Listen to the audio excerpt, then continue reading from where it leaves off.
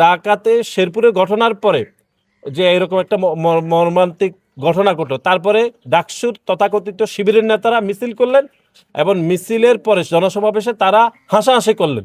এই জন্য হাসাহাসি করছেন যে তাদের উদ্দেশ্য সফল হয়েছে, যে তারা ঢাকা আসে মারামারি করতে পারে নাই, কিন্তু শেরপুরে মারামারি করে তারা বিএনপিকে বিতর্কিত করতে পারছে বা ষড়যন্ত্র করতে পারছে। এই জন্য দেখবেন যে সেখানে ডাকসুর নেতারা মিছিল করে তারা কিন্তু হাসাহাসি করছেন এবং সেটি গণমাধ্যমে, সামাজিক যোগাযোগ মাধ্যমে প্রকাশিত হয়েছে।